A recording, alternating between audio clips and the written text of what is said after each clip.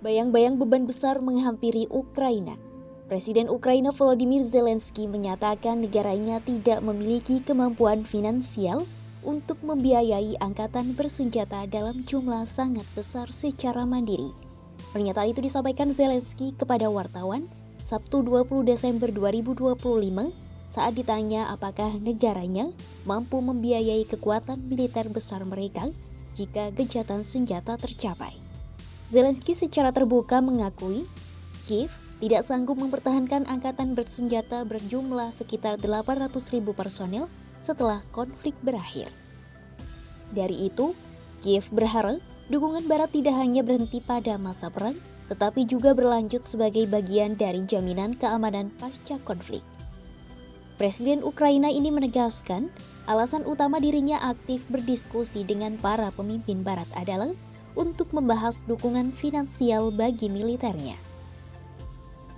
Januari 2025, Zelensky mengatakan jumlah tentara Ukraina mencapai sekitar 880.000 personel. Namun, dokumen peta jalan perdamaian Amerika Serikat yang bocor bulan lalu mengusulkan pembatasan kekuatan militer Ukraina menjadi 600.000 personel setelah konflik berakhir. Kiev dan para pendukungnya di Eropa menilai jumlah yang ditetapkan Washington terlalu kecil dan bersikeras. Ukraina membutuhkan sekitar 800.000 tentara untuk menangkal ancaman Rusia. Para pendukung Ukraina di Eropa mengakui menemui jalan buntu dalam misi membantu mencari dana untuk Ukraina. Mereka mengaku telah menghabiskan waktu berminggu-minggu untuk mencari cara mendanai ekonomi dan militer Kiev yang tertekan.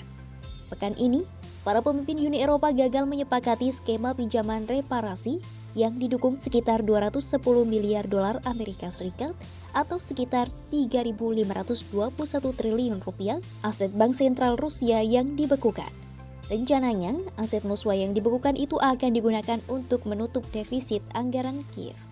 Namun karena gagal, Uni Eropa memilih mekanisme pinjaman bersama dengan target menghimpun dana sekitar 90 miliar euro atau sekitar 1.755 triliun rupiah dalam 2 tahun ke depan.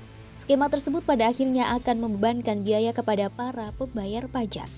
Pejabat senior Uni Eropa mengatakan, pinjaman itu akan menelan biaya bunga sekitar 3 miliar euro atau sekitar 59 triliun rupiah per tahun selama pinjaman masih berjalan.